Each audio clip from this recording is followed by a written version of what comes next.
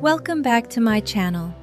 In the previous episode, after countless days of separation and endless worry, James and Deep finally found each other.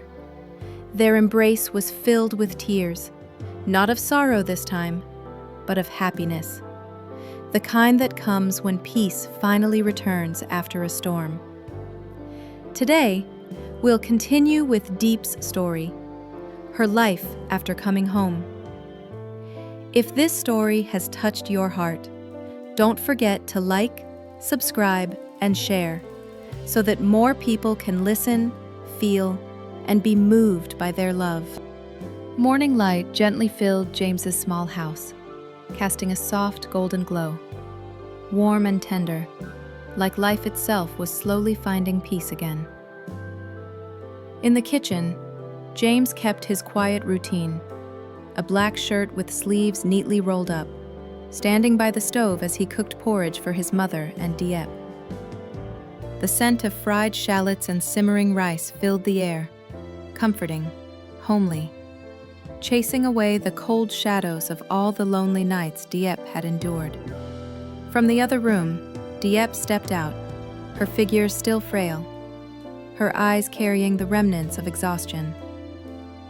She stopped at the doorway, silently watching him, the man moving with such care, stirring the pot, adding a pinch of salt, tasting, smiling softly. It had been so long since she'd seen a moment like this, since she'd heard the quiet clink of the ladle, or smelled the simple, familiar fragrance of warm porridge, the scent of peace, of love, of home. That morning, the three of them sat together around the small wooden table. James said little, only smiling as he watched the two women who meant everything to him, his mother and Dieppe, sharing breakfast under the soft glow of dawn.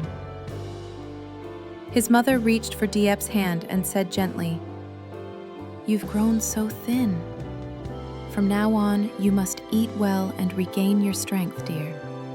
Her voice was full of tenderness, the kind only a mother could give. She kept urging Dieppe to eat more, turning the bowl closer, even adding a bit of greens into her porridge. And in those simple gestures, Dieppe felt something stir deep within her chest, that long-lost warmth of a mother's love she had always yearned for. After breakfast, James drove Deep back to their old farm. The car stopped along the familiar dirt road where 2 rows of grapefruit trees still stood, their leaves now tinged with the pale yellow of time. Deep stepped out, her legs trembling slightly as her feet touched the soil she once called home. The scent of damp grass, of earth, of old memories, all rose around her like a wave, tightening her chest. Before her stood the weathered bamboo gate, and hanging crookedly from it was the wooden sign, still faintly engraved with the words "Hockey's Little Farm." Her hand trembled as she reached out to touch it, eyes drifting toward the small wooden house tucked beneath the trees. Everything looked more desolate than she'd imagined. The gourd trellis collapsed, vines dried and tangled around the porch, bamboo panels leaning under the wind. The sight pierced her heart, as if she were looking at her own reflection, once strong, now worn thin by time. "Hockey, where are you?" she called softly, voice breaking. Only the wind through the leaves and the chirping of tiny birds answered her. The small dog that used to race across the yard barking joyfully was nowhere to be found. An aching emptiness filled the air. James stood silently behind her, watching every movement.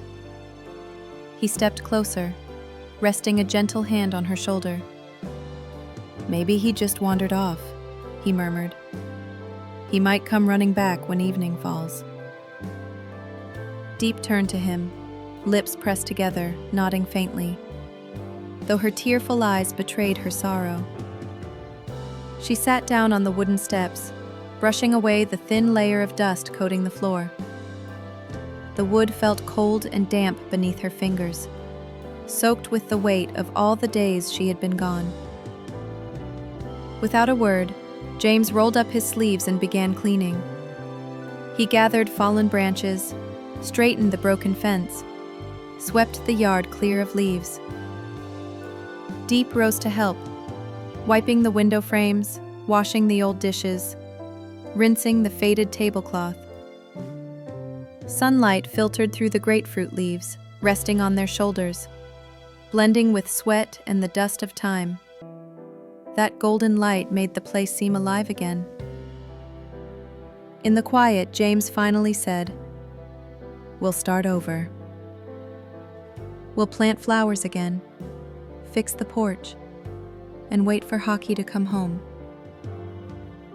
Deep looked at him, eyes glistening with 1,000 unspoken words of gratitude. In that moment, she realized, no matter how worn this place had become, it was still home. Because with him beside her, even ruin could turn into a new beginning. Night settled gently over the farm, soft as a thin blanket. Golden light from the porch lamp filtered through the grapefruit branches, scattering into swaying streaks on the damp earth. From the small kitchen came the scent of wood smoke, mixed with freshly cooked rice, drifting out to the porch, where Dieppe was carefully setting bowls and chopsticks on an old bamboo table. James sat nearby, quietly watching her. The girl with her hair tied neatly, hands still damp, and a smile as delicate as morning mist. The warm glow fell across her face, softening her features into something serene, almost sacred. And in that fragile moment, all the loss, the loneliness, the broken pieces of the past seemed to fade away, as if they had never existed.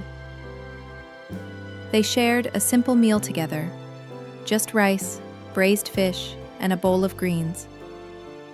Yet in every bite, every glance, there was a warmth only two souls who had once known pain could understand.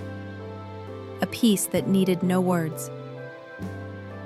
The soft clink of chopsticks echoed through the quiet night, blending with the hum of crickets outside. Every sound felt alive, familiar, like the heartbeat of a home reborn after too many silent years. Dieppe looked up. The yellow bulbs above still glowed gently, their light reflecting in James's eyes, deep, calm, and full of love. And in that moment, a thought whispered through her heart. People wander the world searching for happiness, yet sometimes it's been waiting all along, in the eyes of the one who never stopped waiting for you to come home. The morning was crystal clear, sunlight spilling gently through the grapefruit leaves, scattering golden streaks across the garden where Deep was crouched, pulling weeds. The scent of damp soil mingled with the faint sweetness of wildflowers carried on the breeze. Birds called to one another from above, their songs waking the stillness that had lingered for days. Deep sat in the vegetable bed, hands covered in earth, sweat dampening her hair. Yet her heart felt light. After all the storms she'd survived, she had learned to find joy in the simplest things. The sprout of a seedling, the drip of water along a root, the quiet warmth of peace this place brought her. Maybe life only needs this, she thought. A small garden, gentle sunlight, and a heart that finally knows peace. Then, footsteps, soft against the dirt path by the gate. Deep looked up. A familiar figure approached. It was Trang. The same face, but now worn by fatigue. Eyes deeper, sadder than before. Trang stopped beneath the grapefruit tree, a small bag in her hand. Sunlight caught her hair, glinting like threads of gold. Deep stood up, a flicker of surprise in her chest. Neither of them spoke at first, because both knew there were things between them that had never been said aloud. Trong's gaze swept across the garden, her eyes softening. Every fence, every plant, seemed to tug at something inside her.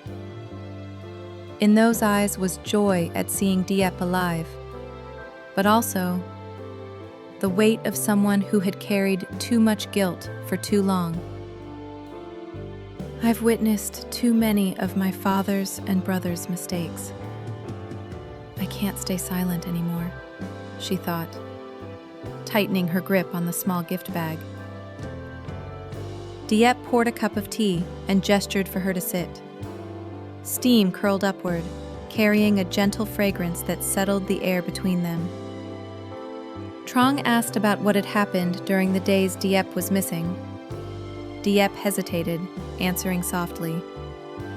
To her, being alive and home was already enough. She didn't want to reopen old wounds.